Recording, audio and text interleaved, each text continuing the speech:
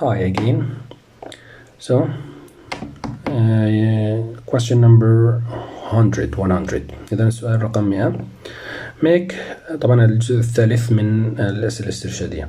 Make a list of verbs which typically used when interpreting graphs. إذا اكتب لستة بالكلمات التي غالبا نستخدمها عند ترجمة المخططات البيانية. طبعا من الكلمات اللي مرت معنا كلمة go down بمعنى ينزل أو يهبط، ومن مرادفاتها أيضا fall يهبط يتهاوى، decrease decline كلها بمعنى نفس المعنى. go up يرتفع، ومن مرادفاتها أيضا rise grow increase. reach a high point يصل إلى أعلى نقطة، ومن مرادفاتها أيضا كلمة peak يصل الذروة. stay the same يبقى على حاله، أو remain stable يبقى ثابتا. 101 correct the time phrase. إذا صحح العبارة الوقتية. She will have arrived by the time 6 p.m. أوكي. طبعا by the time خطأ، نقول by 6 p.m. لأنه كلمة by the time لو جت في هذه العبارة فمفروض تتبع بفاعل ومفعول به. أوكي. فاعل ومفعول به، فلذلك بنسميها close يعني عبارة لا تتبع بوقت يعني. إذا الحل الصحيح she will have arrived by 6 p.m. ستكون قد وصلت بحلول الساعة 6. طيب صحح الكلمة اللي تحتها خط. ما في خط، طبعا الخط مفروض يكون هنا تحت كلمة decrease. إذا from September sales of soup starts مفروض أيضا تكون 2 degrees، هون في عنا نقص كلمة 2. إذا بداية من شهر سبتمبر من المبيعات الحساء بدأت بالتناقص. طبعا اللي مرت معنا احنا انه from September sales of soup starts to rise، بدأت مبيعات الحساء أو الشوربة بالارتفاع to rise أو to decline to increase مثلا أيضا صحيح to go up أيضا. to put a time a table into your document we use. إذا أن تضع أو تدرج table جدولا في مستندك ماذا نستخدم؟ أي كلمة؟ نستخدم كلمة insert يدرج أو draw يرسم جدول. هذا في درس الحاسوب. طيب what and when the first Walkman portable was used. متى تم بيع أو ماذا ومتى تم بيع أول Walkman اللي هو قلنا المسجل الذي يعتمد على شريط الكاسيت. إذا طبعا اللي بعته كانت شركة سوني في العام 1979. طيب هذا السؤال ما بعرف غير واضح، إذا حدا منكم فهم المقصود في هذا السؤال يبقى يخبرنا.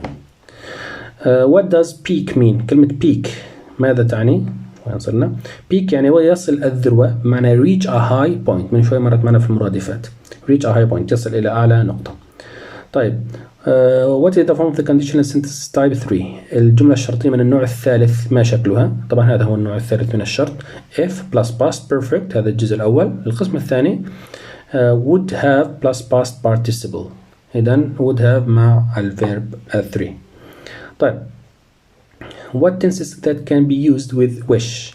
الأزمنة التي يمكن أن تستخدم مع كلمة wish اللي مروا معنا.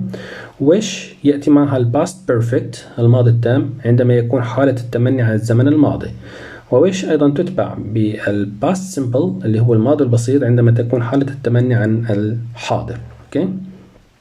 طبعا ممكن تتبع بكلمة would عندما يكون التمني عن المستقبل، لكن ما مر معنا هذا الشيء في الكتاب.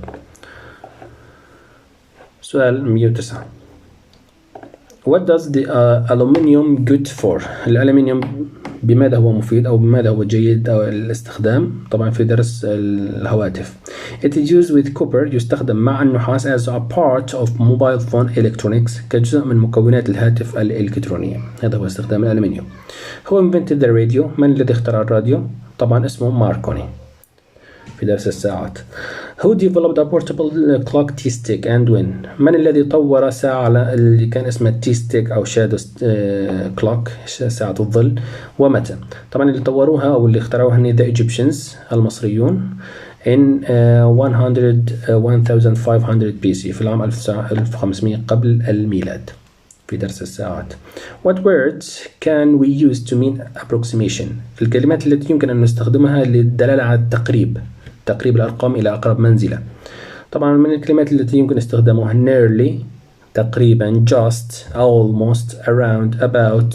هذا لما نقرب من الأسفل إلى الأعلى. لما نقرب من الأعلى إلى الأسفل معنا مثلا كلمة just over more than، ممكن almost أو around أو about أيضا كلها تستخدم هذه للتقريب. طيب استخدم الجمل الشرطية لتربط هذه الجملة. She drives through a red light she passed. إذن عبرت أو مشت ضمن الخط الأحمر فنجحت. تمام. طبعا ما محددين في أي نوع من أنواع الشرط، ولكن مرت معنا الجملة نحن في النوع الثالث. If she hadn't driven through a red light، لو أنها لم تجتز الخط الأحمر أو الإشارة الحمراء، she would have passed، لكانت نجحت. إذن عم نطبق فقط تطبيق على النوع الثالث من الشرط. من الذي اخترع التلسكوب؟ هو invented the telescope، طبعا جاليليو. What are the tenses that use after wish؟ للأفعال أو الأزمنة تستخدم مع wish، هذا مكرر من شوي حلينا. طيب what is the form of the future in the past؟ ما هو شكل المستقبل في الزمن الماضي؟ كيف نعبر عن المستقبل في الزمن الماضي؟ نستخدم إما was going to أو were going to. مثال مثلا My grandfather was going to return it but he died. جدي كان سوف يعيده ولكنه مات. عم نحكي عن الكتاب اللي بالمكتبة. إذن عن شيء في الماضي ولكن لم يحدث. طيب give another word that mean customer. كلمة أخرى بمعنى customer زبون، ممكن subscriber مشترك. طيب 119 complete the verb do is collocated with adjectives. إذن الفعل do يستخدم مع أي نشاطات. طيب يستخدم كلمة do مع favor، معروف نقول do a favor، do a work، do homework، do sport، do damage، do 220 kph، do an experiment، do a drawing and do your best. هذول اللي مروا معنا بالverb collocation. which form، أي من هذه الأشكال من A إلى D you used to give person advice، نستخدمها لإعطاء النصائح. طيب wish plus had done، must have done، should have done and can't have done. طبعا للنصائح نستخدم should have done. ممكن حتى أيضا wish ممكن نستخدم، ولكن غالبا يعني هي للنصائح نستخدم نحن should الأفضل. We use was or were going to المستقبل في الزمن الماضي for something that happened in the past، لشيء حدث في الماضي، طبعا خطأ. نحن نستخدم was and were going to for something that had not happened yet، لشيء لم يحدث بعد. لما قلنا أنه جدي كان سوف يعيده ولكنه لم أو لكنه مات، إذن هو لم يعيده، لم يحدث الفعل يعني. طيب words that have a negative meaning in the groups، أي من هذه الكلمات لها معاني سلبية. في عندنا مجموعة من الكلمات حاطين إياها، طبعا كل الكلمات لها معاني سلبية ما عدا كلمة pass proud لها معنى إيجابي. worst wrong fail failure badly ashamed. كلمة pass ينجح و proud فخور، هذول معنى إيجابي. worst mistake هذه كلها بالأحمر لها معنى سلبي. طيب كلمة a break a drink هي عبارة عن نشاطين يستخدمان مع الفعل do، صحيح أم خاطئ؟ طبعا خطأ. مع البريك drink نستخدم الفعل have، فمنقول have a break and have a drink. طيب صحح الجملة التي بين قوسين، إذن هي play. they would have won if they، طبعا تكون هذا النوع الثالث من الشرط، كانوا سوف يفوزون لو أنهم لعبوا جيدا. if they فمنقول had played يعني في الماضي التام past perfect. طيب where were inventions such as sundials and mirrors developed؟ أين تم تطوير ساعات الشمس، ساعات الظل والمرخت؟ طبعا طورت في Egypt في مصر، لأنها كانت دولة مشمسة ولديهم حضارة متقدمة. طيب 126 I broke into house ماذا تعني؟ تعني I went into house، اقتحمت المنزل يعني دخلت إلى المنزل. طيب from the verb or form the verb in the brackets correctly، صحح الفعل اللي بين قوسين. I can't swim، جملة في الحاضر البسيط حاضر. but I wish I، إذن أتمنى لو أنني أستطيع، لا أستطيع أن أسبح، أتمنى لو أستطيع. حال التمني عن الزمن الماضي فالفعل يجب أن يكون في حال التمني عن الزمن الحاضر فالفعل يجب أن يكون في الزمن الماضي، إذن الماضي من كان هي could. طيب recreation of extinct species such as dinosaur is، هذا السؤال فيه شوية يعني مش واضح كتير، لأنه إعادة إحياء بعض المخلوقات المنقرضة مثل الديناصور. نحن كان في إحدى دروس الاستماع مرت معنا إنه 3 خيارات probable possible impossible، محتمل، ممكن، مستحيل. وكان الحل يطلبوا منا أنه حسب واحد تصور كل واحد منا ماذا تعتقد هي إعادة إحياء الديناصورات، هل هو ممكن ولا مستحيل ولا محتمل؟ فمثلا أنا بلاقي أنه مستحيل، ممكن طالب آخر يقول أنه هو ممكن يعني. فهذا السؤال يعني يخضع له أكثر من إجابة. طيب what is the verb collocation of the word an appointment؟ إذا الفعل الذي يأتي مع كلمة an appointment موعد، فمنقول make an appointment يعني يأخذ موعد make. أوكي. what did T-stick use for؟ لماذا كانت تستخدم ساعة T-stick؟ طبعا it was used to divide the sunlit day into 10 hours، لأن كانت تستخدم لتقسيم ساعات النهار إلى 10 ساعات. إذن النهار إلى 10 ساعات. طيب 131 What is the definition of stainless steel؟ تعريف stainless steel المعدن غير قابل للصدى. طبعا stainless steel is an alloy of iron, carbon and chromium. إذن هو عبارة عن خليط خليط من iron الحديد، كربون and chromium والكروم. It is useful because it does not rust، وهو مفيد للاستعمال لأنه لا يصدأ.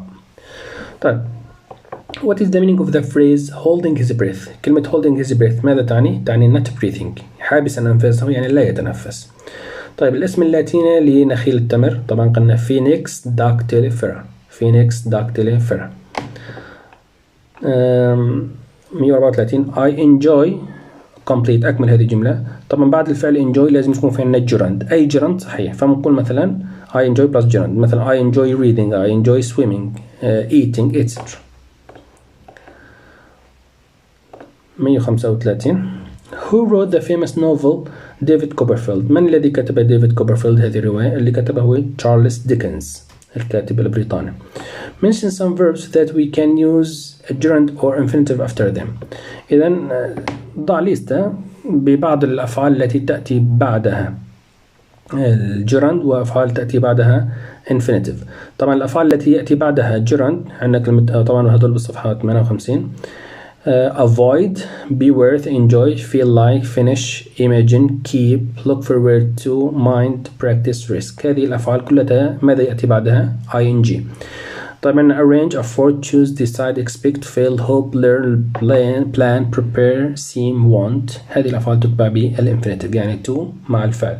I want to go مثلا. طيب What is Sir Isaac Newton famous for؟ بماذا كان مشهور إسحاق نيوتن؟ Sir Isaac Newton is famous for his discovery of universal gravitation. إذا اشتهر باكتشافه للجاذبية الكونية أو الجاذبية الأرضية. طبعا his best known book was وأهم كتاب كتبه كان فيلسوفيا ناتشوراليس برنسيبيا ماثماتيكا. طيب Who is famous for mathematics؟ من الذي كان مشهور في مجال الرياضيات؟ طبعا الخوارزمي. What does a mosquito net mean؟ كلمة mosquito net الناموسية ماذا تعني؟ تعني a thin curtain، إذن هي ستارة رقيقة which protects a sleeping person، تحمي الشخص النائم from insects من الحشرات. What is used for after question words؟ gerund or infinitive؟ ماذا نستخدم بعد كلمات الاستفهام؟ gerund ing ولا infinitive؟ طبعا we use the infinitive after question word. نستخدم الانفينيتيف نقول I don't know how to drive ولكن طبعا ما عدا كلمة why، بعد why لا نستخدم الانفينيتيف. طيب نلاحظ السؤال رجعوا يسألون إياه. Underline the interrogative pronoun that is not followed by the infinitive. إذا أي من كلمات الاستفهام هذه لا تتبع بالانفينيتيف. what, when, how, why and where. طبعا why. لحظة. Okay. Complete the space from the option A to D. Do you have something؟ then something هي عبارة عن noun والnoun يتبع بالinfinitive. اوكي فنقول مثلا eat ولا eating، to eat ولا eaten. طبعا to eat. Do you want something to eat؟ إذن وصلنا 142. نتابع.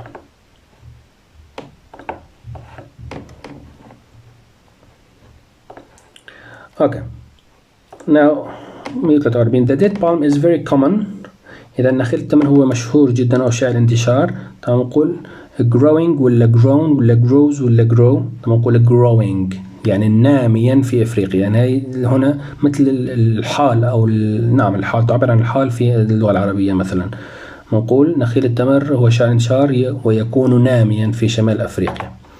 طيب who chooses books very carefully؟ من كان الذي يختار الكتب بعناية؟ سلسبيل ولا موسى؟ طبعا سلسبيل.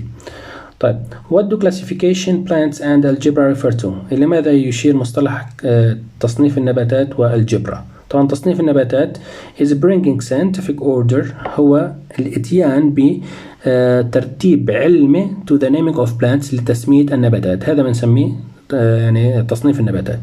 كلمة الجبرا، مصطلح الجبرا comes from the title of the book in Arabic، الجبر والمقابلة. طبعا كلمة الجبرا جاءت من عنوان الكتاب اللي باللغة العربية اللي كان هو الجبر والمقابلة، منه اشتقت كلمة الجبرا. طيب which form is correct؟ أي من هذه الأشكال أو الصيغ هي صحيحة؟ ing or ed؟ نستخدم صفات ing ولا صفات ed؟ she was excited ولا exciting to hear that she had got the job؟ طبعا هنا نصف ماذا؟ شعور الشخص، فمنقول ed excited. بينما لو نستخدم ing قلنا أنه بتكون صفة الشيء أو الشخص. طيب complete the rule. it's plus adjective plus، طبعا بعد الادجكتيف بيكون ايش؟ infinitive. فمنقول مثلا it is good to see you. لاحظوا it's الادجكتيف هي good، بعدين infinitive to see you. it's nice to hear from you مثلا إلى آخره. peer cautiously يعني يحدق أو يسترق النظر بحذر، تعني يبحث عن look for، يبحث عن. طبعا خطأ. كلمة peer تعني looked carefully، ينظر بحذر carefully. أوكي peer يسترق النظر يعني ينظر بحذر. طيب صحح الفعل اللي بين قوسين اللي هو do. there is nothing do in this town. nothing أيضا هي عبارة عن اسم، الاسم يتبع بالinfinitive، فمقول there is nothing to do in this town. 150 I can't afford to go on holiday until the end of the month. false or true؟ طبعا صحيحة هذه الجملة لأن الفعل afford ويتبع بالinfinitive صحيح. واستخدمنا كلمة until للتعبير عن استمرارية حدث ما. طيب السؤال الأخير في هذه الصفحة what does equations refer to؟ كلمة equations أو المعادلات إلى ماذا كانت ترمز؟ المقصود بتوقع من هذا السؤال أنه كتاب التكامل المعادلات ماذا يعني. طبعا integration and equation هذا كتاب التكامل المعادلات is a book written in the 9th century، هو كتاب كتب في القرن التاسع by the Arab mathematician الخوارزمي اللي كتبه الخوارزمي and one of the most important works in the field of mathematics، وهو أحد أهم الكتب في مجال الرياضيات. إذن لهون بنكون وصلنا إلى السؤال 152. نتوقف هنا ونتابع في الجزء القادم إن شاء الله.